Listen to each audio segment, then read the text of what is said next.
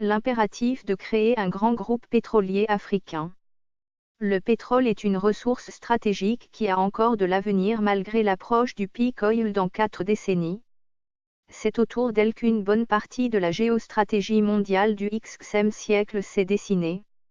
La maîtrise de cette ressource, de son exploration onshore ou offshore à sa commercialisation en passant par sa production et son raffinage est un enjeu de taille pour toute puissance économique.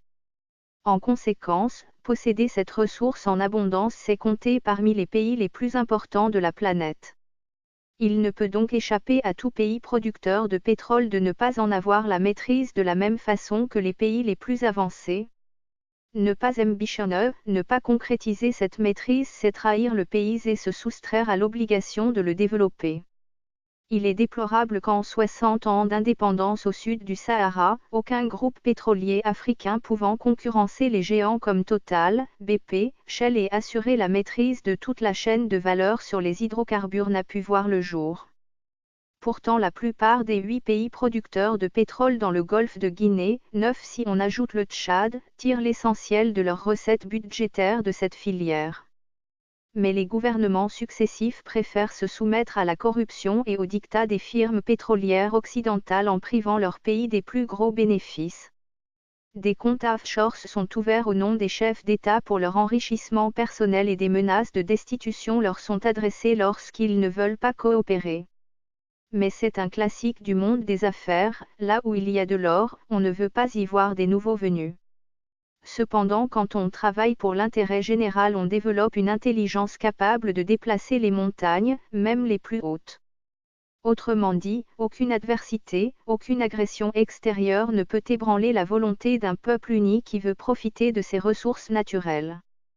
C'est ainsi que l'Algérie a créé la Sonatrach dès les premières années de son indépendance, non pour se limiter à la commercialisation de son brut comme le font les sociétés pétrolières subsahariennes mais pour explorer, produire et raffiner. C'est pourquoi l'Algérie a 3 fois plus de recettes budgétaires venant de son pétrole que le Nigeria qui en est pourtant le premier producteur du continent. Le diable, dit-on, n'entre dans une maison qu'avec la permission ou la complicité de son propriétaire. Une maison bien tenue ne peut être percée par des flèches ennemies. En Afrique, nous avons fait le choix de la géopolitique ethnocentrique, c'est-à-dire de la division au détriment de l'unité nationale véritable. C'est pourquoi les multinationales occidentales jouent de nos divisions pour nous manipuler. Notre sous-développement se trouve là, dans nos têtes, il ne nous est imposé que parce que nous le permettons nous-mêmes. Les discriminations par exemple entre fils d'un même pays ont un effet boomerang indéniable.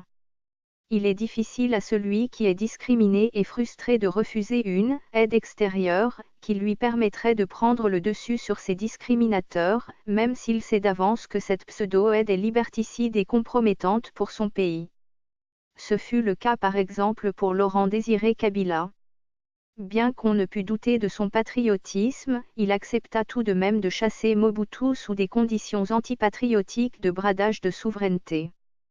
Créer un grand groupe pétrolier africain. Lorsque Nicolas Sarkozy dit que l'Afrique n'est pas encore entrée dans l'histoire, les intellectuels africains s'offusquent et parlent de son ignorance en lui rappelant l'Égypte antique et la période des grands empires qui ont succombé aux razzias négrières de toutes parts. Ce que j'ai compris dans cette phrase irrespectueuse, c'est que l'Afrique ne compte en rien dans le monde contemporain dominé par les multinationales et l'expression d'une présence réelle sur tous les plans, industriels, économiques, diplomatiques, agricoles, militaires, commercial, etc. On ne vit pas au passé mais au présent en construisant un futur toujours meilleur. Mon plaidoyer dans cet article est que quand on a des ressources minières, il est impératif et vital de savoir les exploiter soi-même. Aujourd'hui, toutes les technologies du monde sont à portée de main pour quiconque veut se les approprier. Notre problème demeure donc celui de vouloir avancer à l'instar des autres peuples. La puissance, il faut la désirer avant tout dessein d'adorer Dieu ou d'aller au ciel. Les batailles du développement sont sur terre et c'est sur terre qu'il faut les mener. À ce jour, je ne connais pas de grands groupes industriels africains pouvant rivaliser avec des géants occidentaux ou asiatiques, quel que soit le domaine d'activité, BTP, énergie, mines, eau, électronique, mécanique, etc. Les pays qui affichent une certaine ambition sont souvent découragés par la constitution d'importants capitaux de départ au regard de leur maigre budget. Ce fichier audio a été créé par Panopre Basic, vous pouvez le télécharger sur www.panopret.com. Car cela peut être effrayant de savoir que la capitalisation boursière actuelle d'une multinationale comme Total est de 108 milliards d'euros. Il faut se rassurer qu'elle était bien moindre à sa création. 2 à 5 milliards de dollars sont suffisants pour créer un groupe industriel de grande importance.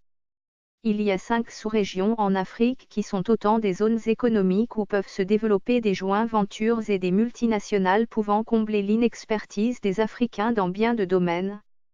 L'union fait la force et nos micro-économies n'ont pas à se rivaliser les unes aux autres sans ambition de grandeur ni d'expansion. Il faut éviter les grands gâchis comme les projets ING en RDC qui ont été minimalistes par rapport à la capacité et aux bénéfices qu'on pouvait en tirer. 4 pistes peuvent être explorées pour constituer un ou plusieurs groupes pétroliers africains. Toutefois, un seul est préférable dans un premier temps pour atteindre l'objectif d'indépendance énergétique continentale. Création d'un groupe pétrolier par les 4 grands producteurs, Libye, Algérie, Nigeria, Angola, et autour desquels d'autres pays peuvent s'agglomérer. 2. Création d'un groupe pétrolier dans chaque sous-région, Nord, Sud, Centre, et Ouest.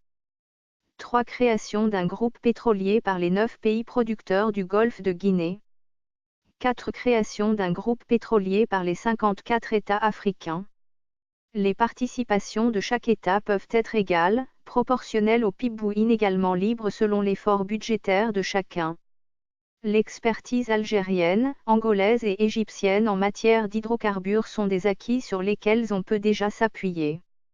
D'autres multinationales continentales peuvent être créées de la même façon pour que dans les 2 décennies à venir la part des sociétés non africaines dans l'exploitation de nos matières premières soit réduite au maximum. Cependant, s'il peut sembler difficile de se rassembler en plusieurs pays pour former des grands groupes industriels, chaque pays peut s'organiser et seulement en prélevant chaque année 5 à 10% de son budget pour constituer les capitaux nécessaires à la création des entreprises devant lui permettre de s'affranchir des multinationales extérieures. C'est de la volonté de faire les choses par soi-même qu'on acquiert réellement son indépendance. Le cas du Japon et de la Chine nous sont bien parlants. Un pays qui finance essentiellement son train de vie par l'argent qui lui est versé par les multinationales des pays impérialistes ne peut se dire indépendant. Le respect de l'Afrique passe par la maîtrise de son destin, et en premier par le contrôle intégral de ses ressources naturelles devant lui assurer cette maîtrise. L'Afrique doit impérativement sortir de la dépendance des multinationales occidentales et orientales qui lui imposent les partages léonins les plus humiliants.